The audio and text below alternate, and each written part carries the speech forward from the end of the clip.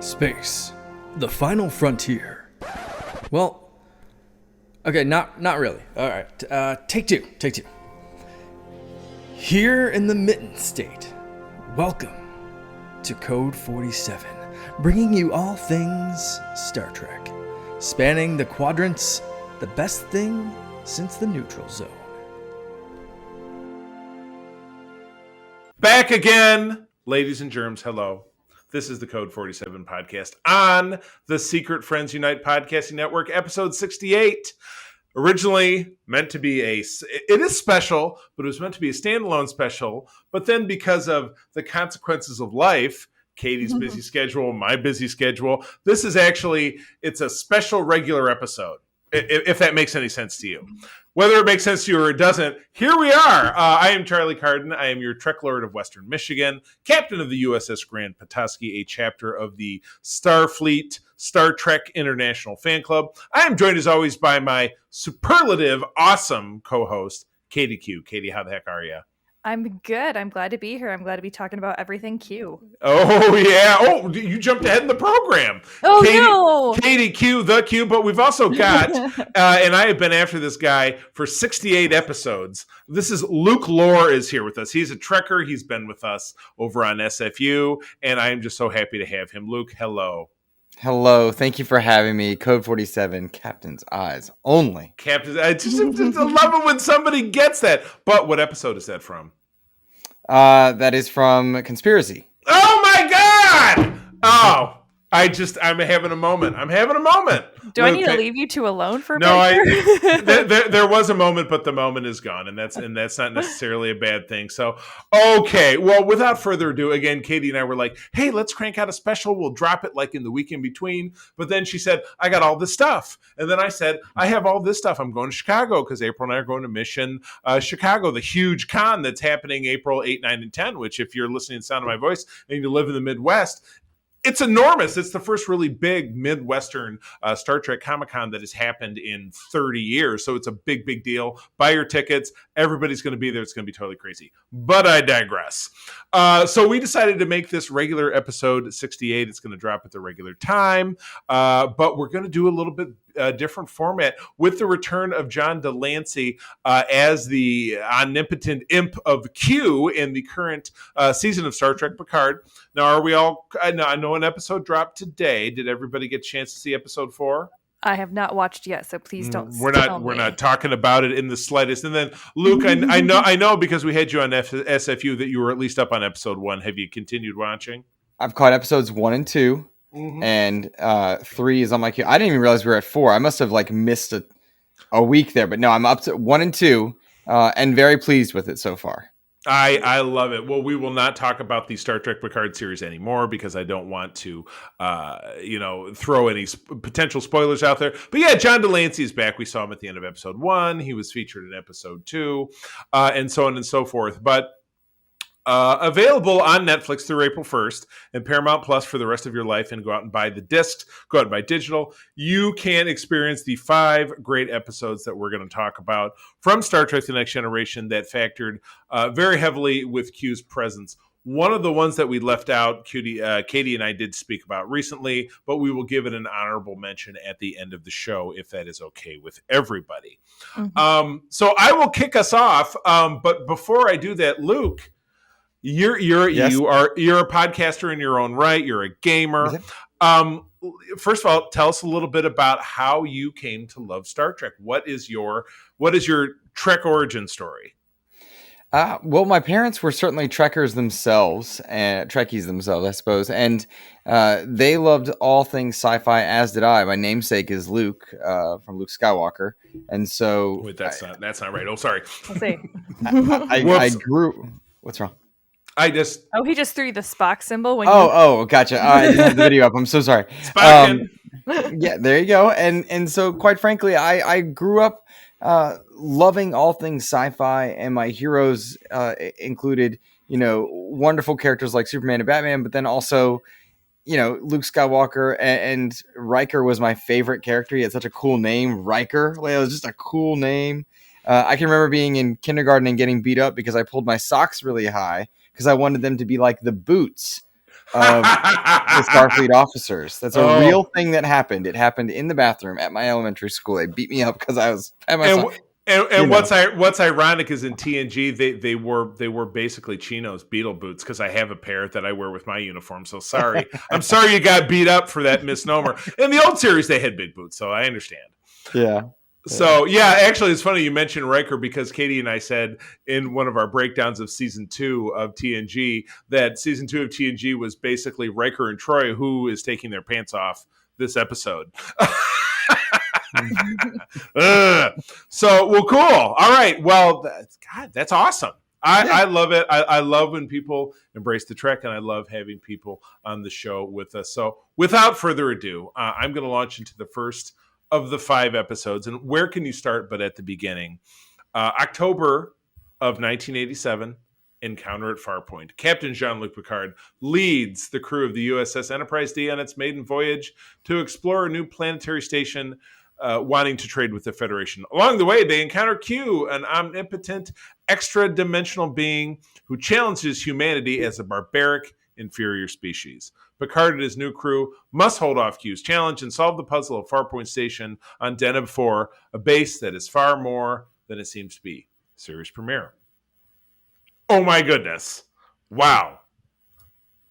Talk about a section in time.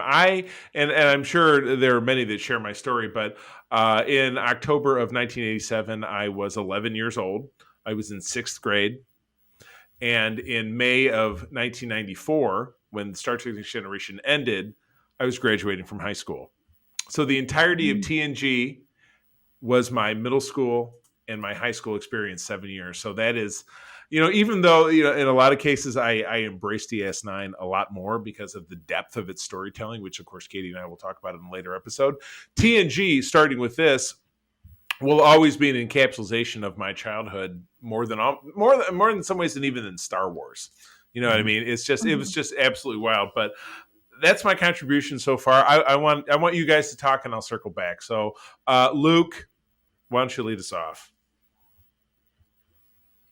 Specifically about the Q parts of the episode, I loved that he showed up and he was this entity of fear. We got to see more personality in other episodes, of course, but in this one, he was this grand, imposing force that seemed to exist outside of kind of the second story that was playing out with Farpoint. And in your first viewing, you have to be wondering the entire time, is he involved? What's his level of malevolence? Is he... you don't see nearly the comedic elements that you do later on. And so he's so villainous that it's tough to know what to make of him, I suppose, because he shows up in this very old school captain's, armor at one point, and then changes his accent through the course of the eras. But he's just not as comedic as other times. So he's just so malevolent. I really liked that, but you were never sure where his place was throughout the episode. Right. Yeah, and I love that you brought that up, Luke, because it was something that rewatching this episode, I hadn't really watched it since I initially saw it, which was my first experience really with Star Trek. And I remember thinking, I'm like, oh my word, this dude's like a crazy psychopath. What is he doing? And the entire time, I just really didn't know where it was going to land. And definitely watching these kind of in succession, you get to see the growth of his character really, really well. And they did just, I think, a phenomenal job overall, kind of bringing in that humor and kind of showing his playfulness a little bit more in the later episodes. I'm sorry, I cut you off. No, go ahead.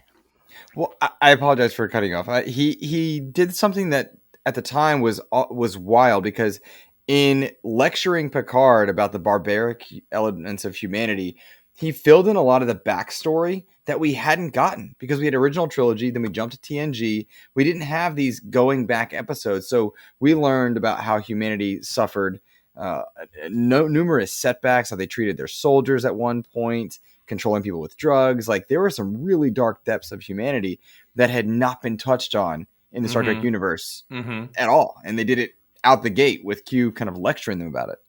Yeah, right. They really made it seem like watching this, it honestly, it felt more like a movie than what we had, the Insurrection movie we watched last week. Oh boy. Where it was like very much like holistic, and even though, like you were saying, opposite, the Q storyline with the Farpoint really had nothing to do with one another except for Q coming in and being like, "Ooh, what are you going to do? What are you going to do?" And kind of like messing with stuff a little bit. It really didn't have any connecting tissue, but it still felt much more connected. And it really like after watching that episode, I was like, yes, this is Star Trek. Like there is intrigue, there's a little bit of action, but there's just a lot of like big philosophical questions where you're forced to look at, like what you're saying, Luke, kind of that the dirty underside of what it means to be human and interacting with the world, and the challenge that come with having to find compromise, and how you kind of come to accept that and grow from it. Mm-hmm. Yep. Bingo, dingo. I really loved in this, and I think we'll find in subsequent episodes, is that Q, while he might portray and somewhat impishly suggest that he's controlling events, he's really doing the big nudge to push our characters to discovering a mystery that they might otherwise miss. You know, the ultimate mystery of this, and I'm sorry, after 35 years, if I'm spoiling this for you, that Farpoint Station is a living creature that has been enslaved by the Bandai, the race that is on Deneb 4, to use its powers as to basically support their society. And Enterprise, in the end, is able to set this creature free when its mate appears in space above it, and then essentially rains hellfire down on the planet to free it. But again, it's Q being very deceptive and nudging in the direction to help our characters kind of understand it. So I like that. I think it kind of sets the tone. Again, at age 11, I wouldn't say there was a ton of it that I really glommed at that age, but as I've continued to watch it in the last 35 years, that is really what I've kind of come to think of it. So, great kickoff to the series. Again, some of it is very dated. Some of it is very 80s, I think. I do still love the jumpsuits. I do own one. I wore one at a convention recently. It's super uncomfortable, which is why we'll end up back on our display mannequins for our booth at our next show. I don't know that I'll wear it again, because I tell you, even with the shapewear, all the sucking in, no matter how many crunches I do, that's a tough one for me. But anyway, final thoughts before we move on to the next episode. Just a great way to start TNG. Totally. Yeah. Absolutely. Also in season 1, we have the episode Hyde and Q. Luke, if you wouldn't mind recapping that. Hyde and Q is the episode in which Q returns to the Enterprise, testing Commander Riker by giving him the power of the Q. And I actually just watched this one today, Charlie. I have a lot of thoughts on it. Do you want me to just go right in? By all means, please. Indeed, I will. So I actually really liked this episode because it's very much a one-off in a time where we were, they were experimenting with longer storylines, but season 1 was really a lot smaller and sectional. And I really liked this episode because we saw a much more comedic version of Q than we had in Encounter at Farpoint, an entirely different side to this malevolent personality that seemed to, after playing Judge in the previous episode, was now almost trying to teach lessons and experiment with humanity a bit. Interestingly, one of my favorite parts is where Picard almost in a rival sense, or the first time we truly see a rivalry, he said, "So you're taking on Riker now? Excellent. He'll defeat you just as easily as I did." And That was a cool line. Funnily enough, Riker overacted in the entire episode to kind of accommodate, and it just seemed funny because, he gets so infatuated so quickly with this power, and a lot of questions could be asked. But we saw a lot of other cool elements of this. We saw Data kind of exploring his memory banks. We saw Worf show some of his warrior prowess, and Tasha cried, and Picard showed some empathy in a different way. That was a first, particularly after his speech in the previous episode where he says, "I don't like children, but I need to project an impression that I am. So Riker, that's your job, to make me likable, because I'm not likable." But yeah, you're right. He did show real empathy and care for Tasha's plight. And so, yeah, that was the first kind of sign. That was actually some significant character development, I would think, for Picard in this episode. I agree. Katie, what do you think? Yeah. I thought that it was really great. I do agree with the Riker overacting. One of my favorite parts was when it like kind of like the traditional cut to commercial break, and you had like Riker like, and he's just got his like chest out, and he's standing there looking down at it. I'm like, okay, I get it. Huffing.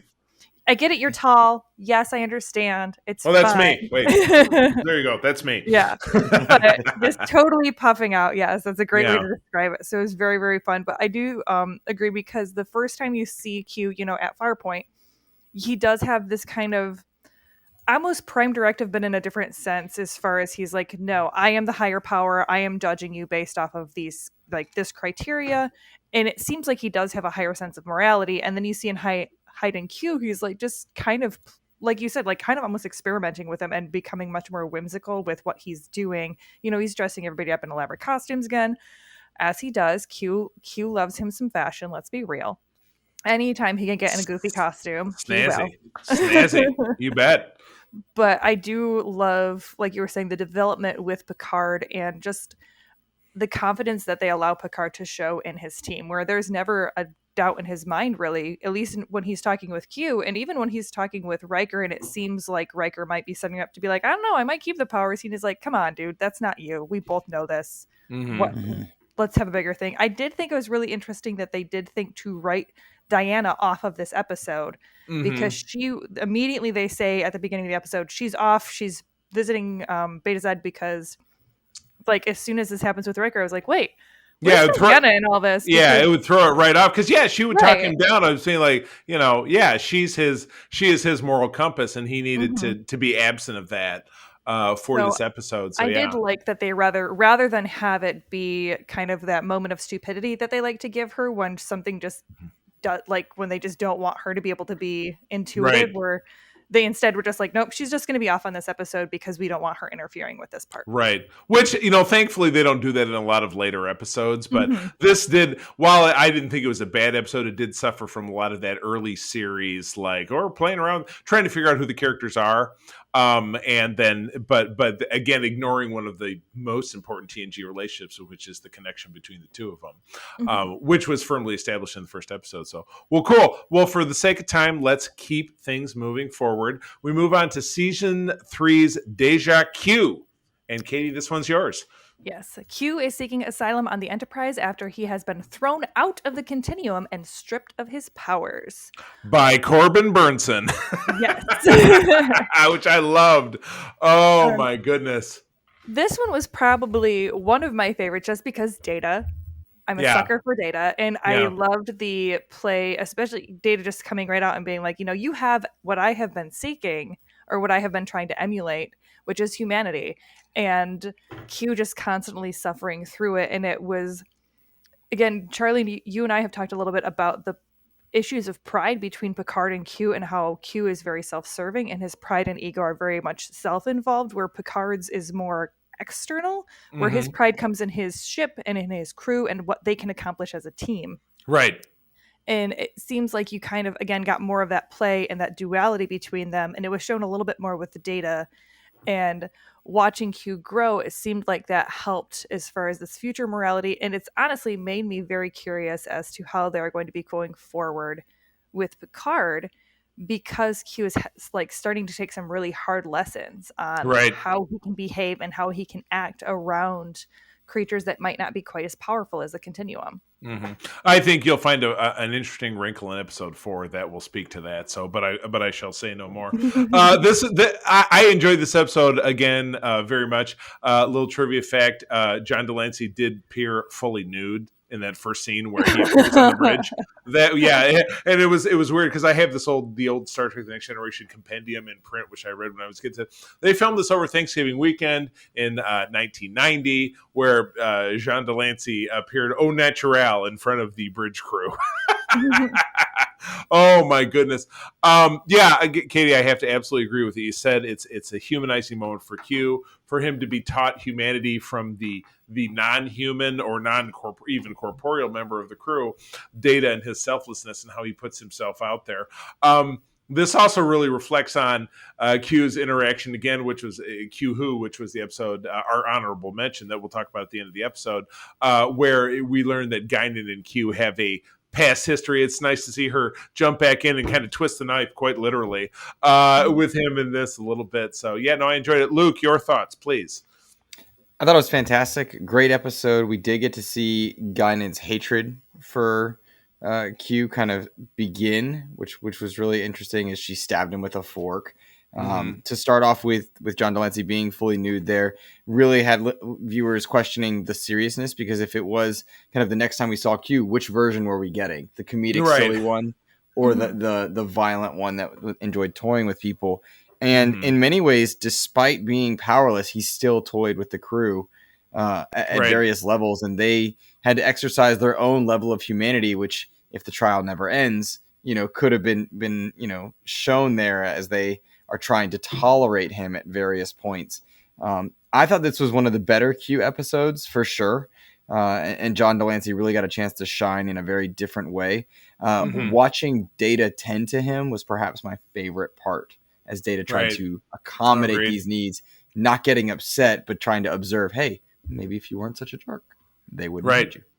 Yeah, exactly. I think maybe just a little bit. Well, go ahead, Katie, please. Oh, I say, and I think the giving of a gift to Data of giving him laughter at the end of it was great. Was so pure and just so wholesome, and it felt like a real learning experience for Q too, because in our previous episode with the Hide and Q, where Riker, the first thing he tries to do is give Data humanity. Like, that was the thing that they kept saying, that the Qs were like, oh, if Data wanted something, it'd be humanity. And then in this one, the first thing Data says is, don't make me human. I don't want humanity. I just want to experience what they experience. And so Q, it was showing that he'd learned, showing that he'd listened, and was like, okay, cool. I'm just gonna give you a moment of revelry, which was absolutely adorable. And of course, Breastbinner, amazing. I totally agree. And it's one of those awesome memes that you see absolutely everywhere. But anyway, moving on to the next episode. This was probably, I would almost say it was my favorite of the ones, because it kind of feels like it touches me personally. Tapestry, season 6. Season 6 was actually the only season in TNG where Q appeared twice, because he was in an episode early in the season called oh my God, I can't remember the name of the episode, but there was a young woman, and she was a Q, but she was discovering her powers. I got that one. Please, I got that one. It was True Q. Was that True Q? It's super rare that I forget the name of an episode, so thank you very much. True Q or Hide and Q? True Q, I believe you're absolutely. Yeah, Hide and Q was it, yeah. But anyway, this episode was called Tapestry. After being attacked on a away mission, Picard dies again and meets Q in the afterlife, who offers him the chance to change a crucial moment in his history and prevents the mistakes he made in his youth. Oh, I adore this episode. This was my senior year in high school, if I'm not mistaken, because it was season 6, or no, junior in high school. Sorry. And it's weird, the station that we had here to show it in Grand Rapids, Michigan, where Katie and I live, was Channel 3, and they would sometimes show it after a basketball game. So it was one of these I might have to stay up till midnight to tape it or so, because I always taped them. I was such a super nerd in high school. I taped all my episodes, paused out the commercials. I love this one especially. I like the flashback to the past, because you get to see the Monster Maroon, which is the beauty of all Star Trek uniforms, the cosplay that is the Great White Buffalo that I feel like I will never own because it's so damned expensive. But there is no one on Earth who doesn't have regrets about their past. And they don't say, oh, if I would have done X, Y, Z, my life would have been great. I've been divorced twice, and I can say, oh my God, if I never would have married ex-wife number 1, then XYZ, or ex-wife number 2, XYZ. But how would that otherwise have affected my life? How would I have not experienced this thing or that thing because I let go of that experience? And that is what this episode did for me. It was this great lesson, not only for Picard, but for me, to the entirety of the audience. I found it to be one of the more powerful episodes of the series to me. And certainly, like I said, I love Farpoint, and then I love All Good Things, which is the final episode of the series that we'll talk about in a moment here. But this, to me, was the most powerful. Absolutely, because it showed that you just have to live life, and you have to fuck up, pardon me for saying so, and you have to dust yourself off, and you got to keep on trucking, which is my personal motto. because that is just the way things work. You learn and you move forward, and certain opportunities are missed. But it's the I never saw Ashton Kutcher in the damn Butterfly Effect, which is funny because my wife and I are watching that '70s show right now on disc, and I know I never saw those movies because they look so awful. But it's the same thing, stepping on a butterfly in the past, which is something that came up in Star Trek Picard because they're in the past right now. That you will screw up the entirety of your life if you do, and that's exactly what Picard does, and he circles it back around. So anyway, I feel like I was in a soapbox for that one, so somebody else start talking. Go ahead, Katie. Oh, I was saying, Luke, I want to hear your thoughts actually on it. Okay, so I absolutely adored the lesson. One of the things about Q consistently as he puts humanity on trial, from the most serious to the most cavalier, he's constantly trying to teach a lesson, and I don't think any episode was better at doing that than this one.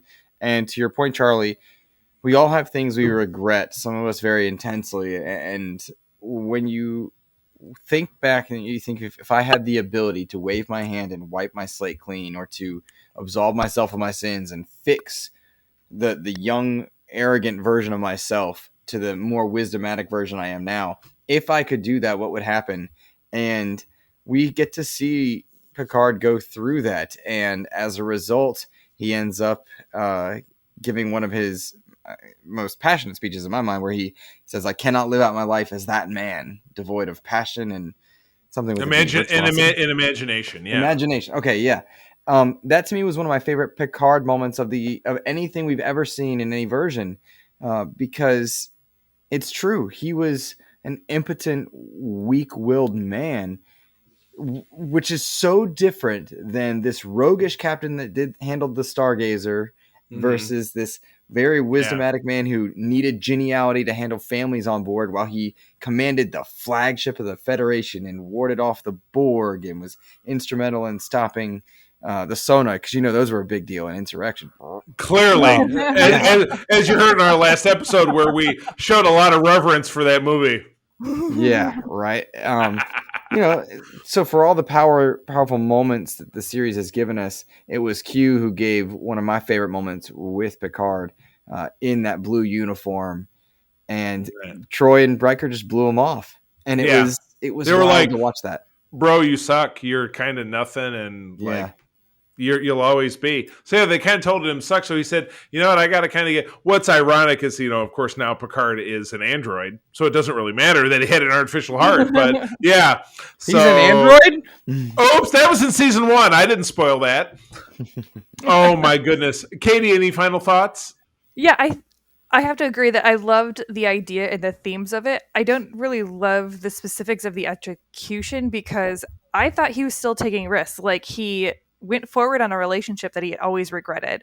He literally tackled his best friend and risked losing that relationship rather than having them get hurt. So when they were like, "Oh, well, no, you don't take risks. You're like totally milquetoast," I was like, "Okay, he did get stabbed through the heart, but okay." So like, it was kind of one of those like back and forth, but I did really love just, again, the relationship between Q and Picard in those big moments that they have, where they give these really beautiful, really intuitive speeches, or I can't think of the word I'm trying to think of right now. But just are very intimate speeches, as far as like the passion that's there and the reasoning why he is the way that he is. So I thought that was really, really great in those senses. Excellent. Awesome. Good deal. All right. We're down to the 5-minute drill here, because I know that we're on time, but we're going to talk about all good things series finale. Who's up? Luke, is this you? Go for it. Is it me? Yes. Sure. Why not? Picard learns from Q that he is to be the cause of the annihilation of humanity, and begins an incredible journey through time, from the present to the past, where he first took command of the Enterprise, to 25 years into the future. Of course, this was the season finale. Series finale. That's what I meant. Yes, of course. I know that. Wow. Holy shit. This was the absolute biggest of the big deals. And again, this aired in May of 1994, which is when I was graduating from high school. So my life was changing as well, but I was saying goodbye to Star Trek The Next Generation. I thought, because we did get a movie afterwards. But I this one was kind of a weird one because, especially when I look at it in reference to the episode that preceded it, it wasn't really much of a wower. I thought that Q did certainly what he did in the first episode, and of course there was a significant corollary between this and Encounter at Farpoint because there were scenes set prior to that film when Picard took command of the Enterprise and left space dock, yada yada yada. Then we saw this future which didn't come to pass, and then the present, and it ultimately had to align all three in order to solve this weird mystery. And again, it was Q saying, well, it's your fault because you created this anomaly because blah blah blah, and I've kind of helped you along the path to discover it, and now you've saved humanity, and now the show's over. So as finales go, there are better ones, but it's not a bad story to kind of wrap up TNG, with the exception of the absolutely ludicrous romance between Worf and Troy. Just don't. It's a no for me, dog. I'm going to go full Randy Jackson on that one. 7 thumbs down. I loved all good things except for the Troy part. I loved All Good Things. I thought that was a fantastic series finale. So I don't know if I'm in the minority on that, but I thought it was powerful. It was fun. I liked seeing Q mock Picard in a different way, especially when he was old. I really liked that. Yeah, with that big beard. Yeah, yeah. And then seeing Tasha back, it was really nice and wholesome, and kind of one of my favorite moments also was actually the absence of Q when Picard started yelling at the sky, and the crew's like, all right. Okay. Yeah, right. Yeah, all right. Old man yells at cloud. They're like, oh God, what the hell are we doing here? Shit, I should have been on a cruise ship. It was weird. Oh my goodness. But Katie, your thoughts, please. I thought it was fantastic. So Luke, I don't think you're necessarily the minority with this one. It had, I think, a lot of really great notes that harkened back to the original, Farpoint episode, but it was definitely more Q is in humanity's corner at this point, and you could really feel that. And I think that it had a lot of themes as far as having to give up, having to move on, because you had, Picard. This is the first time that we find out that he does have some sort of,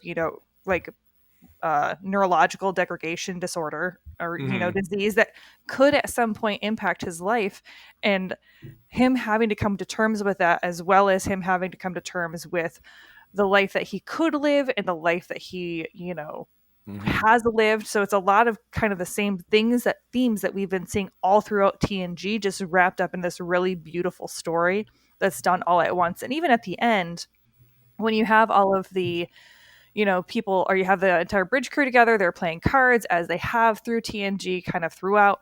And you find out that Picard told them the entire thing, even though they didn't actually remember what was going on. And they have this discussion about, well, why would he say that? We probably shouldn't have known that. And they say, well, maybe it's to prevent us all from kind of drifting apart and having those falling outs, because Picard understood the, beauty of those relationships. Again, when you have the guy at Farpoint who's like, I don't like kids, I don't really like people, but I have to be genial, so help me out with this. And it ends with him sitting in a table playing poker with his entire bridge crew going, I should have done this before.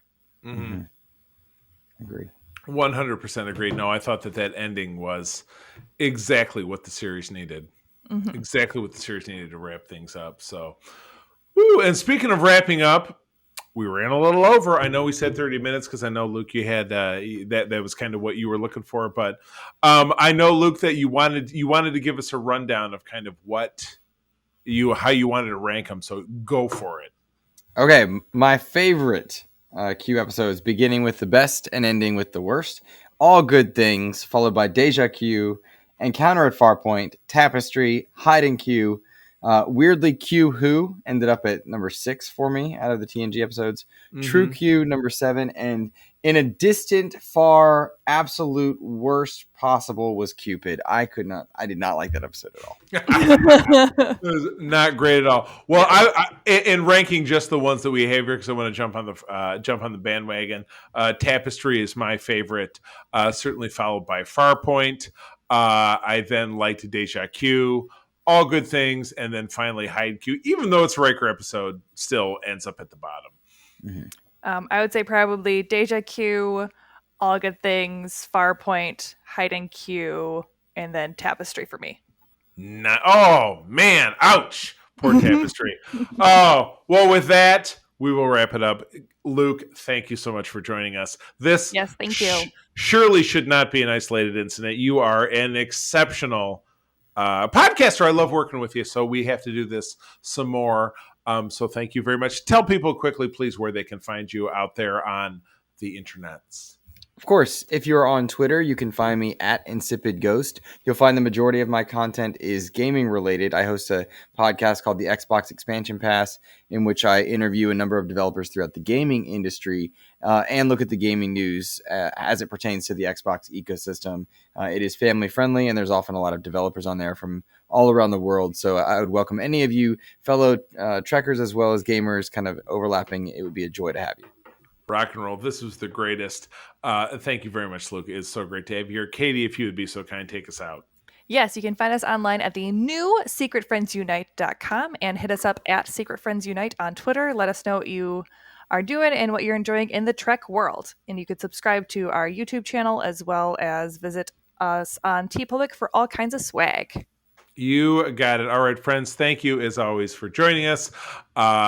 I'm going to tell you that sharing is caring and to keep on trekking. And wherever you go, go boldly.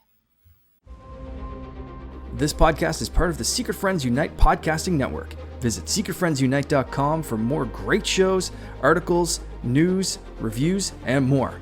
Secret Friends Unite podcasts are available on Apple, Google, Spotify, and other podcast services around the world. If you'd like to be part of the conversation, you can join us on Facebook or our new Discord server, or follow at Secret Friends U on Twitter. Please subscribe to Secret Friends Unite on YouTube and visit our merch store at teepublic.com. Just search Secret Friends Unite. Thanks for listening.